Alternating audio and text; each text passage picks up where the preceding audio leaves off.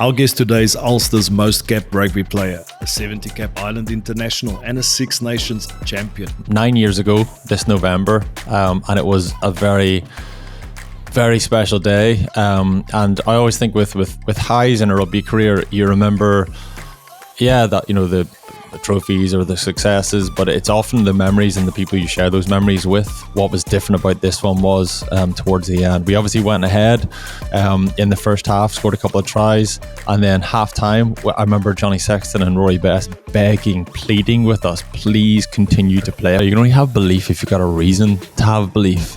If it's just blind belief. You have belief because you're fully prepared, you're fully invested, you're detailed, you're organised, you're professional. Training with Joe Schmidt, it's a very intense environment. It's demanding, it's exhausting. But for me, it was exactly what I needed. Once I got used to what he expected, I used to thrive, I used to love it. You started this company called Kairos. Then within 18 months or 24 months, we had maybe 7 or 8 Premier League football teams across first team, academy, women's teams, and then we started getting some international rugby teams, and then we started getting some American pro teams as well. And at that stage, then the company that we work for now, Teamworks, came in and acquired us. So it was a real journey. Simon Gagan, if you remember him, all over the place, elbows, knees. Everything, all over the place, and like a throwback. But yeah, just that, like the crowd got to their feet. He was the one exciting thing about Andrew Rugby.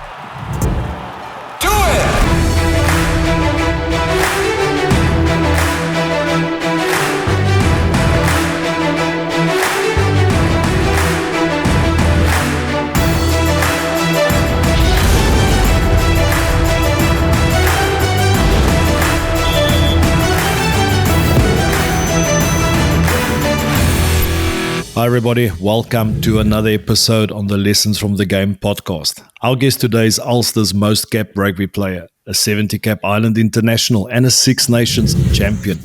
But what makes Andrew Trimble special isn't just what he did on the pitch. It's how he rebuilt himself off it, from handling selection slumps to finding one of the fastest growing sport tech platforms. His journey is full of hard-earned lessons from the game. Let's get stuck into it. Andrew, thanks for joining us. How are you doing, my man? I'm good. Thanks a lot for having me on. Looking forward to the chat. Oh, awesome. Ben, you good, my man? Not too cold in England? Gee, we have the sun for a few hours now, so no, all good, mate, all good, but not as hot down as for you in Toulouse.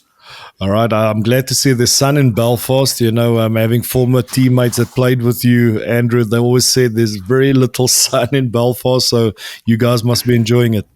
Oh yeah, we're loving it. It's often what South Africans talk about when they come to Belfast, and it's often, despite the weather, despite not getting that much sunshine, they all tend to have a good time. Obviously, Ulster hasn't been exactly where we'd wanted to be the last couple of years, but we had some good times, some good memories with a lot of kind of ex-teammates or contacts of yours, Pedri Vandenberg, Johan Muller, Rian Pinar, some absolute legends of the game. Obviously, this kind of sad, piece about Pedri, and obviously devastating news a couple of years ago, and even the way the rugby community came together and kind of really, gathered around Yvette was really important. And just speaking to you kind of reminds me of Pedri and that sad story. So again, like every rugby story, we share sadness together, the lows, the highs. On the pitch, off the pitch, sharing our lives together, it's very impactful for all of us. So we've got a lot of good memories with a lot of good South Africans and good people. So nice to reminisce with you today, Guthrie. No, thanks, man. I really appreciate sharing that as well, and also acknowledging that. And do agree with you. The rugby community is amazing coming together, and it was a tough time for a lot of us, especially our Bulls team back then. And really appreciate you acknowledging that, Andrew. Man, we're excited about this. Really looking forward to it, and you've had an unbelievable career. But I would like to start off with, and I'm not mistaken, you correct me, because we can get our facts wrong at times. That test match against the ABs in the US, Chicago, if I'm not mistaken. And Ben, you will correct me, that was 2014, I think, yeah? 16, I think. 16, so, yeah. So he knows I'm the geek, so then he tries to he deliberately throws these curveballs in. Ben GPT, he knows it all. So, I remember watching that game. That was unbelievable to experience and to see. And we were all rooting for the Irish, not because you guys were wearing green jerseys, but obviously for so many years, the ABs were dominating the rugby scene. If you can take us back to that game in terms of your guys' preparation, your mindset, and just some of the memories you've had from it. Yeah, so 9 years ago this November, and it was a very, very special day. And I always think with highs in a rugby career, you remember, that the trophies or the successes, but it's often the memories and the people you share those memories with. So a lot of good people, a lot of good memories and good times. That week was unbelievable, and it wasn't just about rugby that week. So it felt like there was something very different about the week. We were in Chicago, obviously, and the Cubs had just won the World Series. They won the World Series for the first time. Again, Ben, GBT, you might be able to check this, but they won the World Series for the first time in 105 years, 108 years, something like that. And then Irish Rugby obviously hadn't managed to get across the line against the All Blacks, 111 years, whatever, since Irish Rugby find however the kind of benchmark is for whatever that's measured to. Those were the numbers thrown at us, and we were going, okay, this is a very special week for Chicago. It feels like we're kind of drinking that in, or absorbing that, or understanding that and appreciating that. And then after the tour of the Cubs around town, then all the Irish came in for the weekend, and it kind of felt like the baton was handed to us, and it became in hindsight, I mean, we're maybe rewriting history a little bit, but it kind of felt like there was something very special in the build up. Schmidt had been with us for a couple of years at that stage, and there was a kind of resilience and a steeliness and a nous and just a new level of ability that we were tapping into. It just felt like our ceiling had been raised. And once or twice in the years before, Ireland had competed for long periods, competed all the way up 79 and a half minutes against the All Blacks, and never quite got it across the line. So really that level of performance was there with some consistency, but getting it across the line was there. That was the bit, just that last final piece of the puzzle, getting that across the line and getting that result. And it felt like we were capable of doing that, and it felt like we were ambitious enough, and we were able to kind of shape our mindset that we weren't just going to get ahead and stay ahead and take the phone off the hook, park the bus, and try and manage this game home. It felt like what was different about this one was towards the end, we obviously went ahead in the first half, scored a couple of tries, and then half time, I remember Johnny Sexton and Rory Best begging, pleading with us, please continue to play. If we stop playing, we're just going to invite that pressure on. We all know what that's like when you play the All Blacks. But despite the Rory and Johnny pleading with us, we still didn't quite do what they wanted us to do. We absorbed that pressure, and eventually Ben Smith goes over in the corner, score a couple of tries at the start of the second half, and then we're under pressure straight away, and we just had to flip that momentum. And we've never been in the position where we've been able to flip that momentum, change the direction of travel that the game is going in for the positive. We've done it plenty the other way around, and then just to get back in the ascendancy, we played out of our half, put the ball in Zebo's hands. He put the ball in behind. Conor Murray up smashed, might have been Julian Savea, I think, smashed someone over the line. We got the scrum. Then the pick from Jimmy Heaslip, Robbie Henshaw came underneath him and then just crashed over. And it just felt like, okay, now we're back in control, and now we're in ascendancy. And it felt like from then on, there was a mindset, and it was kind of lesson learned from us. So it was totally different to what Irish Rugby have done in the past, just that ability to take that game by the horns and really just kind of stamp some sort of ownership on it. It's interesting, Guthrie, that you said that all South Africans were Irish fans back then, because if you think about the 9 years since, the reason why you're Irish fans is because the All Blacks are the enemy, the All Blacks are the rivalry. And since then, there's been not all of those 9 years, but there's certainly been at least 3 or 4 of those years where Irish rugby's been the benchmark. This is how you measure rugby. We've been competitive, probably one of the favourites going into the World Cup. going beating New Zealand in a test tour down there, just the momentum that Irish rugby had for a period of time. I wouldn't say it's stalled, but it's maybe come off a little bit from where it was. Irish people aren't as popular with South Africans as we were back then, let's just say.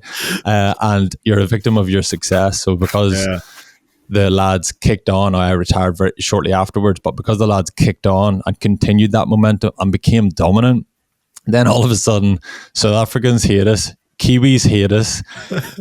I don't know, Ben, do English people hate us? Probably, but it's a badge of honor. Yes, what success does, though, isn't it? It changes, doesn't it? That's exactly what happens.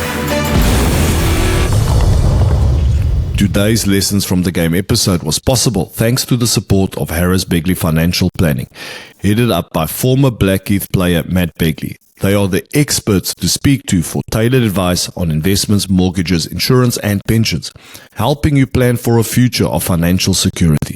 So when you think money, think Harris Begley and head to www.harrisbegley.co.uk.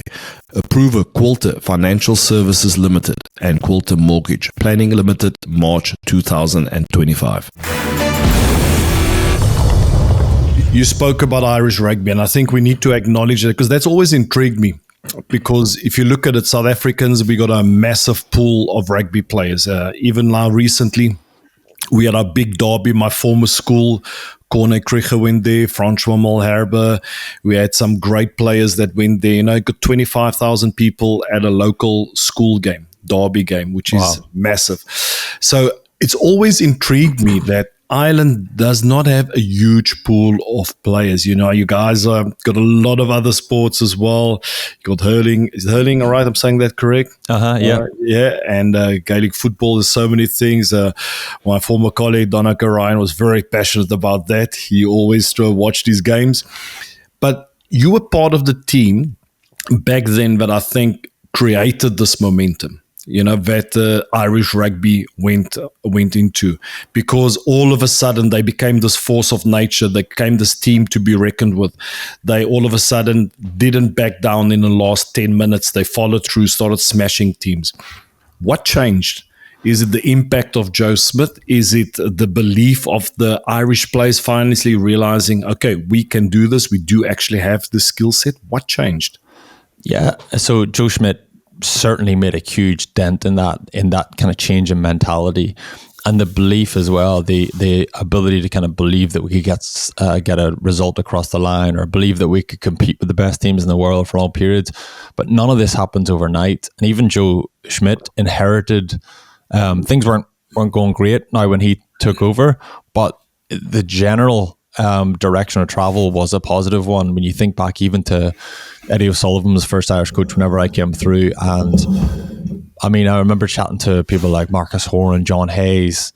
They said, before we came through kind of mid-noughties, my first game was 2005, but before that we really didn't have, there wasn't really much fun in Irish rugby. It was the typical model was compete reasonably well. If you maybe find some way to generate this really kind of passionate performance, this passionate defensive performance, maybe a kick and perform. It was kind of scrappy. And then you had Keith Wood dropping goals from halfway, adding a bit of razzmatazz, this kind of stuff as well. But the 90s, early noughties, we weren't really competitive. And then noughties under Eddie O'Sullivan, we started winning a couple of Triple Crowns. Then 2009, Declan Kidney took over, first Grand Slam in 50 years or something. Again, you can check all these numbers, Ben, but first Grand Slam for a long time anyway, since Jack Kyle and his day. And then we were consistently competitive after that. And then Joe Schmidt came in 2014, and we definitely raised the bar significantly. So you can only have, you talked about belief there, you can only have belief if you've got a reason to have belief. If it's just blind belief, you have belief because you're fully prepared, you're fully invested, you're detailed, you're organized, you're professional. And I suppose we kind of put layer upon layer of that kind of professionalism and that preparation, and just third detailed understanding of what we needed to do to execute. to be competitive in all areas, and that doesn't happen overnight, and certainly it didn't for Irish rugby, but there was a marked step forward whenever Joe Schmidt came in. I probably didn't have a great time under Declan Kidney, but didn't really get that much joy, didn't get selected as often as I would have liked. And whenever Schmidt came in, and the level that he operated at and the level of expectation there was with him, and I was kind of shoddy and scrappy and untidy and wasn't really as diligent in some of the areas that eventually kind of characterized my game. Schmidt absolutely hammered me, screaming and shouting at me at the start, made things very unpleasant, really, really difficult. And my initial reaction was an emotional one. Well, this guy doesn't like me either. Maybe, maybe this isn't for me. And then I got picked for the first game in the Six Nations that first season.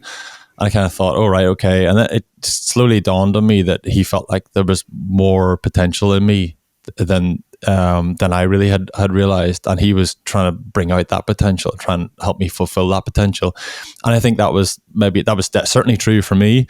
It was probably true more widely for Irish rugby. He felt like we were capable of a lot more than what we were achieving. And he trained us in a way that then we started to believe and think the way he thought. That we, and we've seen this with the Lions recently. We've seen that kind of development and that kind of trajectory that Australia with the Lions tour that they've been on. You can see how, the expectation, the level that they perform up. There's an understanding of what's acceptable, and what's acceptable before was no longer acceptable, and just driving those standards. And that becomes a bit of a cliche. People talk about leaders in teams and driving standards and driving performance, but he really did that. He drove and reset the expectation, understanding of what level we can perform at, and we rose to that. Irish rugby as a whole, the squad at the time rose to that and really kind of fulfilled a lot of our potential that he saw in us that we maybe didn't see in ourselves. There's so much there. There's so much I want to get into, because first of all, I was going to ask before about that. I think I've heard you and him and Joe talk about that journey on the bus trip to Soldier Field, and one of the things I was thinking is, does the belief lead to the win, or does the win create the belief? Because no doubt there's a line in the sand moment. But also I'd love to just get an insight there into, how we did that, but also where you went to. G and I actually spoke about this last week. We spoke about dealing with young players especially, and too often there's an emotional response and there's a defensive response, and then they just move club, and you see so many talented players, but they don't actually come through. So I'd love to know what you did, who you went to. Where did you have to go and have a long, hard look at yourself? Did you bounce it off people like Rory Best, people you really respected, or somebody else? Where did you go to? Often these things end up being emotional, as you're kind of referencing there, Ben. Some young people, you speak to them a certain way and they feel like, all right, well, this isn't quite the kind of tone that I'm going to respond well to. And I think there's often things are too emotional. I think it's far better being more pragmatic, right? Well, practically, what do I need to do to be able to either get into this team, or to be able to thrive in this team, or even just to fulfill my potential, rather than just existing in a team and doing okay. So for me, it was, some of the small details around backs play, and some of the small details around, individual skill execution, high ball reception, footwork, reading defense, a lot of things that don't really make highlight reels. But, Hugo Keenan's a really good example. Look how good a performance that was for him in the Lions tour. And there were, if you looked at, highlights, really, you just kind of go, okay, well, there's definitely bigger moments, or kind of more kind of moments that would make a showcase or an excitement or get the crowd going. But he consistently, relentlessly executed, and that contributed to his team performance. And I kind of felt like, well, I could do that. I can do a lot of those things. And I've told this story before, but at one stage, hopefully Simon Zebo doesn't mind me telling the story, because I've told it a few times. But at one stage under Declan Kidney, Craig Gilroy was in one wing with Ireland, and Simon Zebo was in the other. And if you remember this time at the Millennium Stadium, there's a ball passed behind Simon Zebo, And he's so talented. He can do things that none of us can do. None of the rest of us. He's got X factor, and he's got something very special about him. The ball went behind him. He just calmly took his time. He did a couple of keepy ups, just flicked the ball up with his heel and waited, and the ball just popped into his bread basket. And I watched it with a video analyst at Ireland, and I remember saying to him, "Is that what I have to do to be able to play for Ireland? Because if that's what I have to do, then I'm never going to play for Ireland ever again." And the understanding of the kind of what was kind of really impressed upon me was, well, that's fine for Zebo. He can do that. But there might be other areas where he doesn't contribute as meaningfully. And those other areas are those simple elements. Just those are areas where I know I can do that. I can do that really simply, contribute really simply in those areas, and just be really consistent and reliable. And it's not quite as sexy as what Simon Zebo does. And I've got fewer Instagram followers. You know what I mean? There's different types of players out there. There's Simon Zebos and Trimbles, and I always slag Zebo that he was too talented for Schmidt. You know? So it's like I was kind of the right level of talent where I could just kind of shape my game and what was expected or what needed to contribute to that team performance. But how did you, in that moment, how did you build the confidence or rebuild confidence, or how did you go, I have enough? Like, where did you take that from, or where did that resilience come from? Was there a moment that you remember? Was there No, it was that first Six Nations under Schmidt in 2014. I remember I was always very stressed. It's an intense environment training with Joe Schmidt. It's a very intense environment. It's demanding. It's exhausting. But for me, it was exactly what I needed. I do remember kind of feeling about 3 or 4 weeks into the Six Nations, full training camp, fallow week. So it wasn't like it was 3 or 4 games in. But once I got used to what he expected, I used to thrive. I used to love it. I used to be excited about new guys coming in, going, "You don't know what is coming your way here," but I know what's coming our way, and I can cope with it now. Because you just change. You just change. You become a product of the environment. The environment just like knocks the edges off you, makes you more robust, makes you more resilient, makes you listen effectively and then execute. And it just feels like you're more capable. I remember coming out of that environment. We won the championship in 2014. That was the first one that I won, that I was a part of. And I remember we were away, Ulster were away to Cardiff a couple of weeks later after Six Nations. I remember feeling I actually remember thinking, this must be how Rian Pienaar feels all the time. I always just think he's a player who the game slows down. Yeah. So talented, so easy. He just makes decisions like, he's just a guy, I don't think he could ever explain it, but he just grows up. He's just grown up, just immersed in rugby. Obviously, his whole family, his school, everything has been about rugby. So he just sees things differently. I remember feeling really capable. Every time I got the ball, I just felt like it's not easy. I wouldn't say that, but I just felt different to how I've felt in the past. Didn't feel stressed, didn't feel nervous, just couldn't wait, just loved it, was into it, just felt like I was going to beat defenders, was going to make good decisions. And I just remember thinking for a minute, this must be how Rian Pienaar has felt his entire career. And I felt it for one game. Now, I finished the season reasonably strongly, I think. But then I got injured the opening game of the following season. So it kind of really interrupted all of that hard work and that place that I got myself into. Then it was a battle for fitness for the following World Cup, 12 months later. But for that moment, it just felt like the game has slowed down. I just feel so capable because it was just trained in a way that allowed me to cope with all that. So that you don't get the belief. You can't magic that belief. And I always think some sports psychology is a way of like tapping into, like convincing yourself you're better than you are, or behaving in a way that then eventually your body will catch up. It'll just follow that. But for me, you need to have a right to believe, and you only get a right to believe if you've trained it and you've executed it, and you've you need to have a rationale to believe. Otherwise, you're just brainwashing yourself. Yeah. Oh man, it's brilliant. I can definitely relate to the game slowing down. I remember in 2011 when I made my debut for Toulouse, coming back from the World Cup. Obviously, we got kicked out in the quarterfinals, still a tough one to deal with. But when I played that first game, it's like everything was in slow motion. Just because the environment I was in, the way we trained Super Rugby, everything slowed down. But you mentioned them, and I think this is quite an interesting topic. In the camp with Joe Schmidt, the pressure's on. Everything's intense. You're being shouted at, screamed. The standards are like elevated. And there's that pressure not only to perform in games, but in training camp as well. And I remember back in the day being an international player, when you would come into that Springbok camp, the competition's on.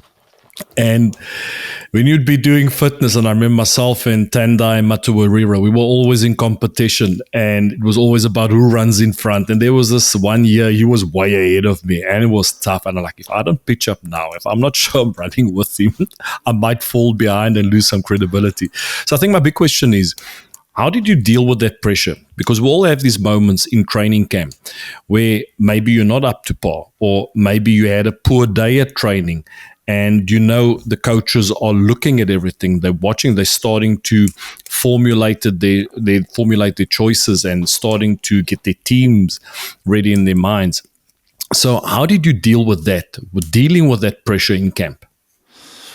I like every sports person, I'm competitive, and ultimately I wanted to compete. I knew there were 3 or 4 other wingers in the Irish squad at the time. I knew, well, whoever performs better under this pressure, or whoever this pressure makes it turns into a better player, they're ultimately gonna start and get more game time and all that good stuff. But I definitely felt like it was competitiveness kind of kicked me on. Even stuff like a walkthrough, even stuff like understanding where you're supposed to be, even stuff like, video analysis, just making sure you understood the opposition attack plays, you could defend, you knew all the calls early in the week. So once you get all that work done early in the week, then it just felt like, okay, well now you can kind of relax and be yourself a little bit more. Mm. It's like going into any occasion, any speaking engagement, any performance, any presentation, anything at all, and people will interpret this in their context, but once the work is done and it's all locked in, then you can just be confident, you can be yourself, you can be relaxed, you can let your you can express yourself and let your personality come out a little bit more, rather than just being tense, trying to remember stuff, trying to be on top of detail that's required from you. So for me, it was competitiveness. I wanted to be on top. I wanted to compete with guys. I desperately wanted more game time for Ireland. I wanted to fulfill my potential, and I felt like that it was just competing with other wingers put me in that position to do that. That's brilliant. I think that competitive edge is so important, and as a player as well, that's what got me through, being competitive. And another teammate, Jaco Engels, we with the props thought we were faster than the backs at the Bulls back in the day, so we always tried to outsprint the backs. We wouldn't keep up with them, but that last one we would always give it our all and run out in front. Hey, Jaco was quick, eh? Yeah, he was quite quick. Yeah, remember playing against Jaco. But Andrew, we don't have a lot of time, and I know you got other commitments, so I want to shift quickly the conversation, because what you achieved as a player, and I've listened to some of the podcasts you're on, and I've followed your career as well. You've achieved you had some crazy speed as well, great footwork. You had some great tries, and I like the whole idea of it you had about treating your body like software. Got to invest in it, but you generated something different after rugby. Your transition seems to have been really successful. A lot of rugby players out there struggle. They struggle with their identity. They don't know what they're going to do. You might have studied, but have no idea how to get started. And you started this company called Kairos. And if I'm saying it correctly, then just correct me. And I would like to know, what was the origin story behind that? Where did that idea come from? Yeah, well, first of all, to kind of talk a little bit around that transition period for players, it is difficult. I'm not sure a lot of people realize, especially rugby. So footballers will have earned enough money that they can go on and do something different without the financial pressure. There's always the identity thing, and there's always like, what am I doing with my life? How am I fulfilling my potential? Am I learning? Am I upskilling? Whatever, all that sort of stuff. And that's heavy as well. That's important stuff. But at least they don't have the financial problems. not problems, but they've got, they haven't, they don't need to worry about anything kind of financial. Rugby players obviously need to transition into a career, and it's difficult because you're mid-30s, maybe, if you're lucky, early 30s, maybe, when you finish. All your peers, they've all been in their career for 10, 12, 15 years, and you're behind. And all you've known is that rugby environment because you've been immersed in it. All you know is the changing room and the pitch and performance from a rugby perspective. And so in some ways, it's a narrow world. It's a bubble. We all know what that's like. We all understand and appreciate and love that environment. But also, it's when you come out of it, you realize, I've spent 15 years with the same type of people from the same type of schools, same type of background, probably the same opinions on a lot of things. In some ways, it's quite unhealthy, but it's an environment you need to be able to thrive because you need to be totally immersed in it. You need to be totally into it. And it's an amazing environment as well because you get banter and crack. I mean, you call it crack as well. Go through Ben. Yeah. Spent a bit of time in America and they're very unsure what I'm talking about whenever I say the cracks. The crack's good. But the banter with the boys in the team is totally unique. And you probably take it for granted a little bit, but it's a very special environment, some special memories you develop together and all that sort of stuff. So that's the kind of the downside a little bit around that homogenous environment and not really challenging yourself in ways that there's no diversity of opinion, there's no diversity of kind of understanding or perspective or different types of people. So I think you're narrow and you're kind of institutionalized a little bit. And then when you come out of that, the negative version of this is it's intimidating because you don't know that world, you don't understand it, you don't understand what works out here. You're like, it's just a different world. But the positive version of this is life is very rich out there. Life is exciting. There's different types of people with different perspectives. There's creative people that you don't get in rugby. There's thoughtful people. There's engineers. There's investors. There's designers. There's there's tech guys. There's artists. There's everything out there. And sometimes you don't necessarily get that experience of them when you're in the rugby environment. And I think that's a bit of a shame. But when you come out, instead of, I think athletes should reframe their mindset. Instead of being intimidated by that is exciting. Life has got so much more to offer, and there's so many more exciting people out there that you can engage with. And there's so much creativity that you can tap into as well. So anyway, the positive and the negative of experiencing that environment. For me, accidentally, the rugby environment trains you, I think, for life as an entrepreneur, life in business. I mean, if you think about what we experience as players, every single week, you're either fit or you're injured. You're either selected or you're dropped. You either perform well or you perform badly. All of that. If you survive in that environment for 10 plus years, if you have a meaningfully long career, then you will develop a level of resilience and understanding that I don't think anybody else has that. On the public stage, you're being dropped or you're being injured or you're being whatever, you're playing well, everything you do is under scrutiny. And I think developing that resilience and surviving in that environment sets you up for business. So with that in mind, the other thing that we know whenever you finish playing rugby is you intimately understand that environment. And one of the issues that I was able to identify was, communication is a problem. Everything's high performance. If you walk into the gym, you'll see, force plates, gym aware, velocity based training. There'll be all sorts of tech, everywhere, all sorts of nutrition innovation, all sorts of supplements, everything. But then you still get a WhatsApp to find out what time the bus goes. So, you got a WhatsApp group where you come back to every time. There's 20 WhatsApps and you have to kind of troll through this, and it's difficult and it's painful, and we just want clarity. Nobody wants all this chaos and confusion in terms of communication. So I felt like communication was hampered and it wasn't as innovative or thoughtful as it should have been. So we set about solving this problem. We set up an app called Kairos. Wanted it to be really simple. It made sense for it to be simple as well, and get a product to market sooner rather than later. Get it to market, get some feedback on it, iterate on it, and then try and get some traction. So scheduling, messaging, and file sharing really were the three kind of main functions that we did with Kairos.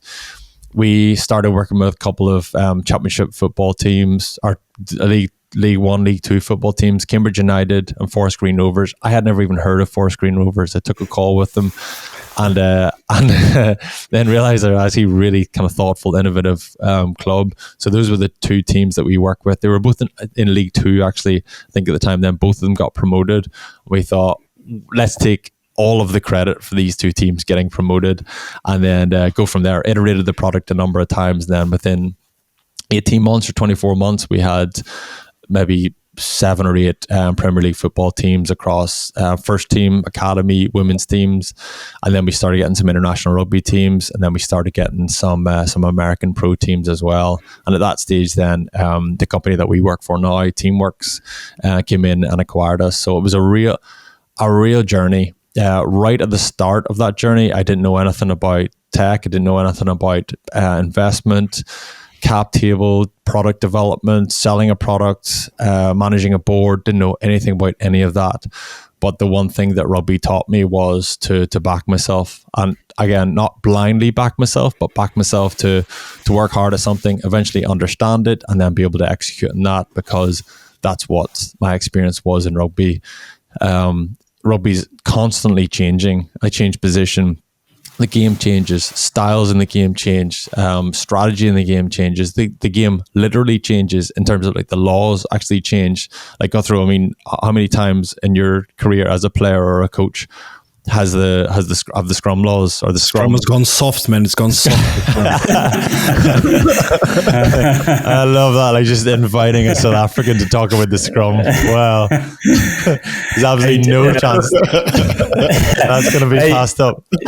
Trimby, I wanted to ask you, so what advice would you give to a current player now, professional player now, who's in a similar situation? Because you've spoken just now about maybe you're in this insular world, which is great, because you're getting immediate feedback every week, as you talked about. But would you have been able to adapt and transition out of the game better if you were better prepared? But also, would you have performed better with that other perspective, with the other interests, with a bit more balance in your life? That's a good question. Is there any advice you can give around that?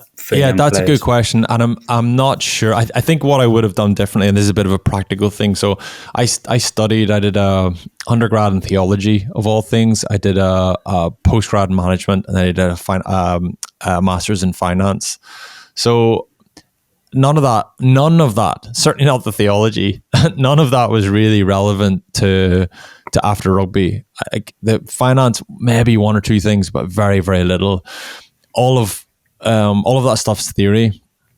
I really wish I'd spent less time studying theory and you spend time in the workplace, understand how people operate, get some real life experience around startups, around tech, around some sort of innovation, around investors, what they're looking for. All of that sort of stuff would have been way more helpful for me, and it wouldn't have been starting from scratch whenever I finished. But then to your question, do you need that focus? I think you need an element of focus. I think the more going on outside that, it develops your perspective. It's good for you as you develop as a person rather than just like an asset or a performer or an athlete. So I don't know. I'm going to kind of fudge this answer because I'm not sure. I think you need an element of focus, don't you? But you also need to have an appreciation and an understanding of a wider perspective.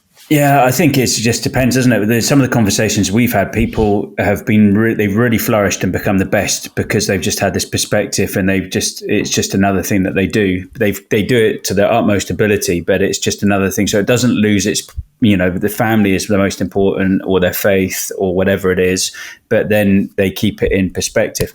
I'd love to know just, G and I were talking beforehand, and we were talking about your Kairos journey, and you've touched upon it now, and with Teamworks. But you've spoken about the change that Joe Schmidt had on Irish rugby, and that being a component to the development of the team. How much of what you saw with Joe Schmidt then, and in that evolution with the belief and with how he ran that extra detail that you talked about when you changed as a player, when you developed as a player, how much of that did you then bring into your business walk and into your business journey? Yeah, a lot of it, but a lot of it you don't have. Everybody will naturally kind of resort to what's easy or what's comfortable or what they're just kind of naturally good at. And I think, I mean, I didn't perform the way I performed under Joe Schmidt, under anybody else, because no one else drew that out of me, and no one else created an environment where there was enough accountability for me to feel I have to deliver this. There's no alternative. And there was a similar kind of governance structure with the startup. You know, whenever you take money from investors, and a lot of those were private angels and, you know, private investors, and even some of the institutional investment that we took in, we knew those guys were local people connected to the kind of the community that we lived in, and there's a pressure there as well. So like there's a sweet spot with that. You know, that pressure, you need that pressure and accountability and that governance to be in place to bring the best of you, to feel like you always have to deliver. And then too much of that pressure kind of, you know, then you might kind of crumble and find it difficult and get stressed and unreasonably stressed. So I think there's something similar there around the governance and the accountability that's in place. There's no hiding place, I suppose, with the Joe Schmidt environment, just like there's no hiding place if, you know, our investors demand a return, and then there's a governance structure in place where there's a board and they require a board pack with, you know, kind of progress being reported. There's no way around that. You have to be able to deliver that. And I think just with one of the lessons that from rugby for me was, well, I have to deliver that. I don't know how, but I'm just going to be confident I'm going to be able to work it out. And then you go away and you just get your head into it and you find a way to master it and get on top of it, and then ultimately deliver what needs to be delivered. You know, Andrew, I just want to jump in here. I think, you know, I'm very fascinated by your journey because we spoke about the transition period, and, you know, we've played in front of big crowds at 50,000+ people, 100,000. And, you know, Ben and myself, we always talk about talent gets you in the room, but it doesn't necessarily keep you there. And I found this after rugby when I went into the corporate space, you know. So obviously I always wanted to be a coach, but at some stage I needed to provide for my family. And, you know, the coaching was going slow. I wasn't getting the opportunities. Doors were constantly being shut, whether I was a foreigner or whether I was a Springbok or whether I played for Toulouse. People would think I would go spy on the clubs and stuff like that. And I would get the opportunity to meet these amazing people. I'd be invited to these massive companies, and the door was open to me because I was a former rugby player. Mm-hmm. And what I achieved, but oh my gosh, when I went in those first meetings trying to pitch my team building sessions and stuff, it was an eye opener because my name as a rugby player got me in the room, but when I got in there, it was completely different game. It wasn't the same feel that I was used to because all of a sudden, okay, great, you're a former rugby player, so what are you going to share with us? What are you going to bring with us? How is your session going to add value to us? How are you going to help us find solutions for the things that we are struggling with? And how is that going to align with our strategy? I was like, what? I was going to share a few stories, you know, maybe share a few anecdotes. Like, no, we need more. So the thing that I struggled with is that I wasn't ready to pitch. I wasn't ready how to formulate my offer and things like that. And then eventually along the line, I had people that guided me, you know, that helped me and to create the offer, how you need to pitch it. I learned of something called the elevator pitch, which I didn't even know existed. You know, for me, elevator is just a way to get to your hotel room after a nice feed. But, you know, but I think the question is what I want to ask, Andrew, is that, you know, you had this idea to put Kairos. There was a need for it. There was the communication issues, but to get something started, if a rugby player is just finished his career, he's got this great business idea, but he doesn't know how to get started, you know, and I think that's crucial. Who should you be talking to? And if you can maybe give some insights over there. Yeah, perfect. I understand exactly what you're talking about because, and kind of referenced this previously, but when we would come out of our rugby career, all we know is rugby. And we're at this stage in life whenever people expect maybe you to have a broader understanding and broader perspective, but all we know is rugby. So we can tell stories about rugby, but we don't know how to translate that and convert that into what will be valuable for them in their setup. So I completely get that. The other thing I would say is just be cautious about, about taking too much time. You don't have to be perfect to be able to pitch, because cocking something up will be a way quicker way to learn than speaking to this person, making sure you've got everything, all your ducks in a row, because you've always cocked something up. So you need to be there needs to be an appetite to risk. Don't be too risk averse. Just be happy. You're going to make an idiot of yourself. You're going to look stupid. You might muck something up. Like, there's all sorts of financial stuff and accountancy elements around cap table and valuations and everything. I hadn't a clue what I was talking about at the start. Still don't really have a clue what I'm talking about. But you make these mistakes and then you're kind of embarrassed. So you go away and research them, and then you make less mistakes next time. And I think just that, don't be too precious. It doesn't need to be perfect at the start. That being said, one of the big benefits, and we've touched on this again, is the community, the rugby community. There'll always be someone.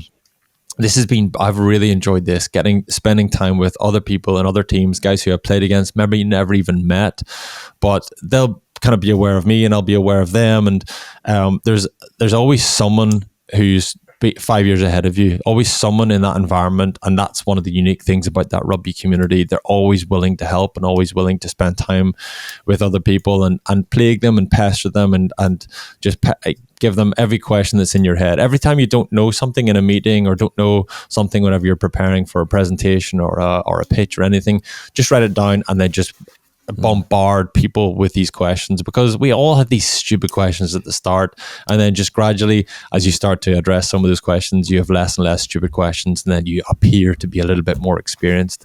But I think ex-players and ex-teammates and people in that rugby community always want to help out someone else, and I think that's kind of across the board consistently true, and that's something we all need to tap into. Swallow our pride.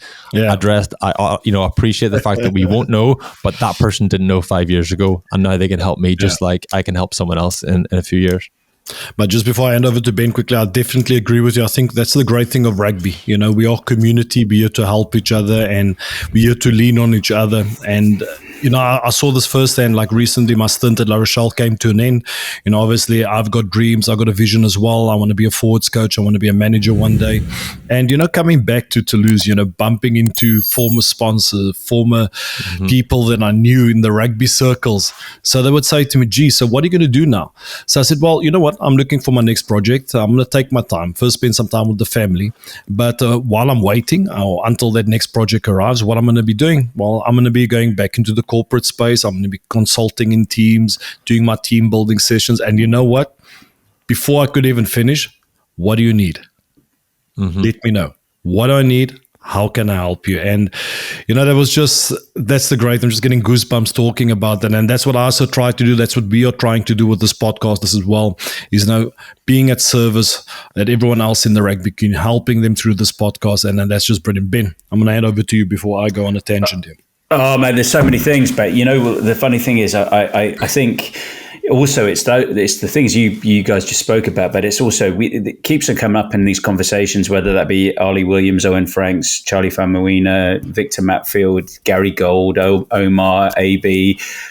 Is this adaptability? There's a growth mindset with all the guys we've spoken to, and when I think about what you've just described before with the different setups with Ulster and with Ireland under different tenures, there's this adaptability, but always this growth at the center of it. And I think, what one of the things I wanted to ask you, and maybe it's just a quick one, is how did you go back to Ulster when you'd been in that Irish environment? And then how do you deal with normal environments? Like, are you super demanding now, like in that workplace? Because how do you set the culture where you are? Because once you've seen something, it's hard to unsee it, Yeah. Do you know what I mean? But if there's no one driving it, then you do kind of resort back to the way you behaved before. So you do need, for me anyway, and this might be the same for everyone else, but I needed someone like Joe Schmidt to drive that environment, to drive that change and drive that kind of change in mindset and kind of reframing kind of my expectation of how I perform and how I behave. So are you like that now in your workspace, or were you with Kairos before you got acquired by Teamworks? Were you that person, and could you adopt that mantle easily, or was that just not your personality necessarily? It's a little bit. I can do that to some extent, but I needed my business partner at the time drove that together. We were very good for each other. We fitted perfectly in that he drove me and I drove him, and we kind of drove each other together in that way. And then we created a tone that, we had a small team, so it doesn't take much before if you create that tone at the top, then everybody else kind of follows suit and everybody else behaves the same sort of way. And then just like everybody's been part of teams where you've talked about, driving kind of values and targets at the start of the season, goal setting workshops, and sometimes they can be pretty pretentious and pretty flaky. And there's no, they end up just being the words on a wall, and we all know what this is like. And they're all the same words in every single team. They're all exactly the same words. They're all very humble. They're all humble. Everybody's outspoken about their humility. Everybody's proud of their humility. Humility. I'm like, you guys are the most humble team. Don't forget about honesty. Honesty, integrity, humility. We did a workshop one time with Ulster, and they kind of reframed the tone a little bit. Instead of saying how do we want to be known, what do we need to be better than everyone else at? What element of our game do we need to be better than everyone else at? And one of the groups returned, their answer was keeping Ruan fit. We keep Ruan Pinar fit. We're fine. Whatever about humility and integrity, keep Ruan Pinar fit. We'll be fine. It's good to know your strengths. Hey, we're running out of time, and we could talk for a long, long time, picking your brain. Because these two, you've been successful in 2 careers, and we talk, and we'd love to learn more. And you've got so many lessons. But I guess I think we both had some quick fires. So growing up, was there a role model, like inspirational player? Did you always want to play rugby for Ireland? Is that something you saw happening? Yeah. Simon Gagan. I used to love Simon Gagan, if you remember him. All over the place, elbows, knees. Everything, all over the place. And like a throwback, not quite amateur era maybe, or maybe he kind of he bridged both, but yeah, just that, like, the crowd got to their feet. He was the one exciting thing about Andrew. Him and maybe the Keith Wood drop goals, I think they're kind of same sort of era. Maybe Keith was towards the end of that, but yeah, Simon Gagan, just long blonde, beautiful hair, running 100 miles an hour back, chasing it or bringing a kick back, and then getting smashed at the gain line. But we all got excited for a second or two. Simon Gagan, and then David Humphreys more closer to home. Okay, so and then you ended up working with him. Yeah. That was very exciting. That first year, David Humphreys was the Ulster captain whenever I came through, so I was pinching myself at that stage. So quickly, my quick fire: your favorite roommate on tour? Favorite roommate, Tommy Bowe. Okay. Tommy Bowe. Any reason? He's just anybody who spent any time with Tommy, great company, great crack, great. He was horizontal. Like when at the start, he kind of increased his intensity and kind of appreciation of kind of getting ready for the game. But this fella would have been, back in the day, would have been reading the newspaper in the changing room before going out. Like was his mindset. So I felt like if you spend time with Tommy Bowe, he relaxes you. You're going to have a good time. Enjoy the tour. Other than Simon Gagan, any other back three players, like that favorite back three player, favorite wing that you ever saw play? Yeah, the best player I've ever played against was Mills Miliaina. I always felt like he had just something very, very special about him. He had, we were talking about the X factor of Zebo. He had that, but he also really intimately understood the game, worked hard. He was brilliant. Him and Dougie Howlett, I used to love Dougie Howlett as well.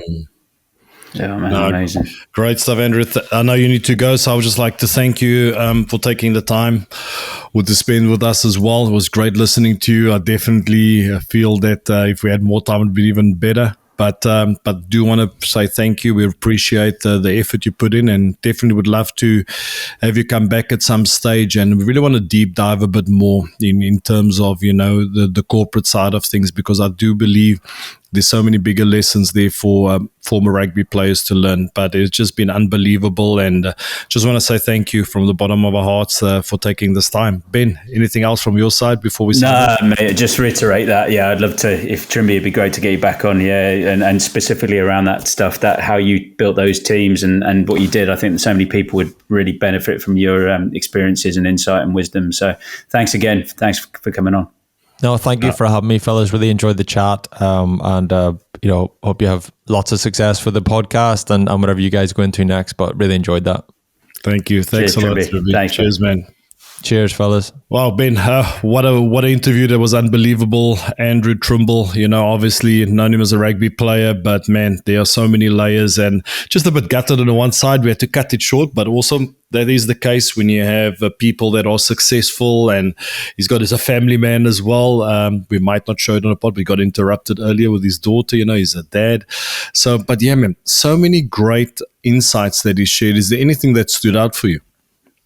Gee, there's loads, but yeah, I hope we can get him back on. Obviously, he talked about his journey with starting an app called Kairos that they were acquired last year by Teamworks, a big US-based company. He now works for Teamworks. But just the whole, the adaptability and that growth mindset of being able to start your own business, develop the business. And I think when we talk about the game that we love, and we come across people and we meet all different types of people within the game in different aspects of it, they have, like Anne Lee Murray springs to mind immediately. They have this adaptability. They have, okay, plan A couldn't work, we go to plan B. And you, because that's happening to you every week, you develop these skills and these traits and these characteristics. And you can see that he's taken them and he's used them for a career in sport and immediately applied them successfully to a corporate journey and done incredibly well. So that for me is fascinating. I'd love to know more about that. But also just, from a performance point of view, if we're talking about sport and performance, I'm fascinated how, we didn't get into his debut. He replaced Brian O'Driscoll, came on the field, and, maybe we can get into that another time. But to go on that journey, when he talked about when he first played for Ireland, they were almost these plucky losers. They would fight, they would kick, they would scrap, there would be a defensive effort, there'd be these plucky fighters. But the mindset, how did you change that mindset? How did it come about? It was incremental. To suddenly, if not suddenly, but 10 years later, 2016, playing against the All Blacks in Chicago, and you suddenly take that scalp, and then you have that change of expectation and of what is possible. I love it. I could chat with him a lot, and I'd love to pick his brain so much more. No, for sure. And I think the one thing that stood out for me, Ben, was he spoke about, Simon Zebo, and I enjoy, Simon, great guy, probably one of the most talented rugby players I've seen out there, always love seeing him in a team with Finn Russell, those guys are crazy. But, he got so many caps, not because he was an X factor and not because he was the most talented. He got 70 test matches for Ireland, and that's an amazing feat. I only got like 53 test matches, and 70. That's a lot. That means you're doing something right. And I watched some of his highlights as well. He was blistering fast, but it comes down to the example. He also used that Hugo Keenan, if I'm not mistaken, the fullback, the British and Irish Lions. Is like a lot of people are always looking at the highlights, like why is he not doing this highlight reel type of movement in the game? Why is he doing this big thing? We're missing that. But it's about being consistently good. At your job. Do your job, because that's what the team needs. If you have this wow moment, great, awesome. But I think it comes down to what the team needs. And I think that's great advice to rugby players. Instead of being obsessed of doing something a game, scoring this brilliant try, of doing this great offload so that it becomes like this viral reel on Instagram, just focus on being consistently good. And greatness will come. That wow moments will come. And what stood out for me as well, and I think this is a valuable lesson for all rugby players that are about to transition or eventually will transition into life after rugby, that rugby has taught you valuable lessons. And I think one of the things stand out is that grit. We're always capable of staying in the fight, and, we would condition our body to perform better on the field. And I think the biggest thing that rugby players need to take, you just got to adapt, and you also got to condition your mind. I think that's the most important. Constantly learning. But yeah, Ben, there's so much we could have gone into.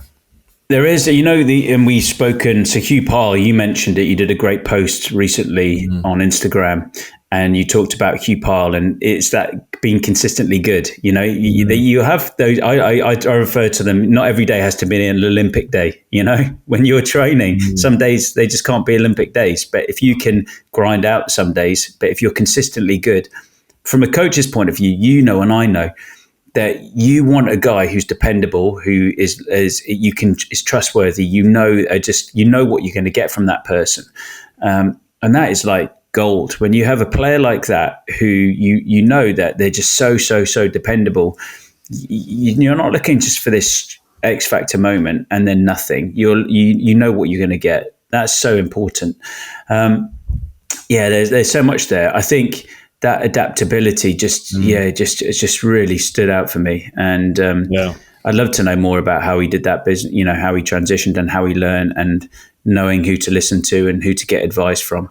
The other thing, just quickly, we spoke about, he brought it up early in our interview with him, about the emotional element of it, because it is very self-affronting. It's when a new coach comes in and says, you're not very good at this, you can take it very personally. And I spoke about this last week. You can be really emotional and go, oh, the coach doesn't like me, and you move club or you move on.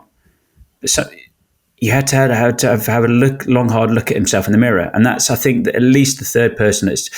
Victor Matfield spoke about that with Jake White. Arlie Williams spoke about that when Graham Henry said, well, you shouldn't have been capped for the All Blacks after he'd spent a year and got 14 caps. And now Andrew Trimble, 70 caps for Ireland, said the same thing. Like someone's, and it's most of the time because the coach sees so much more potential within them.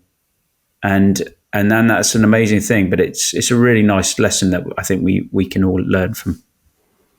Yeah, I think it's also a tough one because, mentoring a lot of players as well, Ben. I think sometimes you do see certain coaches that are not always being truthful towards players because they don't actually have that courage to say what needs to be said.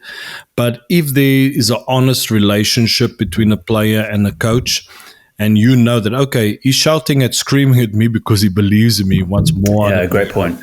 I think that's important. And I think the biggest advice I can give to coaches, make sure that you're always clear with the players. They know where they stand. That's important. Not speaking to them doesn't help. But also from the player's point of view, if you're not getting things going your way, don't go and sulk like a baby, Don't go to the closest store and buy a packet of sweets and call your mom and say he shouted at me. It's bad. No, man up. Especially in the amateur game. Get sometimes players, they don't like what the coach said, then they stay away from training. They don't pitch up. You got to remind yourself, why are you playing rugby? If you're an amateur rugby player, why are you playing rugby? Because you love the game, spending time with your mates. You don't pitch up to training. Who you really dropping? You're not dropping the coach, you're dropping your teammates, you're dropping yourself. So that's something we need to really remember. But just last thing, Ben, before we sign off, and I think it's important, we're speaking about the transition, like as a player, I've always had the luxury of developing great relationship with our sponsors of the club, of the team. And that was massive. The thing I would have done differently, even though I developed great relationships, I would have spent more time with them on my day off, going into their business, experiencing like just for half a day, just a few hours. I did that eventually at the end of my career, or after my career, put it that way. And I learned a lot. And that was one of the big things that I wish I've done this earlier. That's a great immersing point. myself into the corporate space while I have access to all these unbelievable people. Mate, such a good point. Such a good point. Your point before was excellent as well, about the coaches I mentioned. They all had authenticity and they had the genuine best interests of the player at heart and also the team at heart. And that's a really important point as coaches. It's not just about calling somebody out, it's about doing it with the right intentions. That's a great point. Second point there about there's no downsides to doing that. If you spend your off day a couple of hours and you go into the workplace of one of those sponsors and you go and meet them, and you, the very least, you broaden your horizons. You understand what other people do for work. You get more perspective. You actually appreciate where you're at. You become a bit more grateful for the job that you do. But then everything in between, you learn something, you see a different dynamic, you understand how a conversation works in a different environment, how the workflow is, you understand all these different things, but you also just relationships. And so you develop a relationship, you take it from, it's a surface level relationship where you sponsor the club, I greet you, we have a nice chat for 2 hours or an hour or 30 minutes after a game. And it's very surface level, and you give it some meaning. And it's not just about take. It's not just about what can I get from this. It's actually a quid pro quo. There's a two-way street there, and everybody enjoys the dynamic of the relationship and actually grows as people. So, mate, really good point. Thanks, mate. I need to get going. So just before we sign off, first, we'd just like to thank our audience for taking the time to listen to us. And please remember to like, follow and subscribe our channel on YouTube, Spotify and Apple Podcasts. But some unbelievable news. We're making strides. We're evolving, Ben and I. We're finally on this new community platform. It's a new community platform, but we are new to this platform. It's called School. So we will be setting up a group for our Lessons from the Game podcast in the future. So please stay posted and check our Instagram page to make sure you stay updated. But in the meantime, my community is up and running. Ben's community is up and running. If you want to get access to my community on the platform School, all you have to do is on Instagram, just DM me the words School and you'll directly get a link to it. And you can do the same to Ben, and he will pass on the link in his Instagram page. And that will be a great way for us to connect with you guys, get to know you guys a bit better. And we'll be sharing lots and lots on our community platform. But anyway, what we want to say is make sure that you are also taking time to write down notes and really reviewing these episodes. There are loads of them. If you haven't listened to our first episodes, go back to them. There are so many great episodes. Andy Murray, Omar Monami, Charlie Farmuna, Owen Franks. There's so many great episodes. Babal Walacha, seeing that the Women's World Cup is coming up. But anyway, we'd like to wish you guys an unbelievable day, and thanks for all your support. This wouldn't be possible without your help. And please, if there's anything we can do better, any guests you would like us to have, let us know. Have an unbelievable day. Ciao, ciao. Cheers, guys. Do it!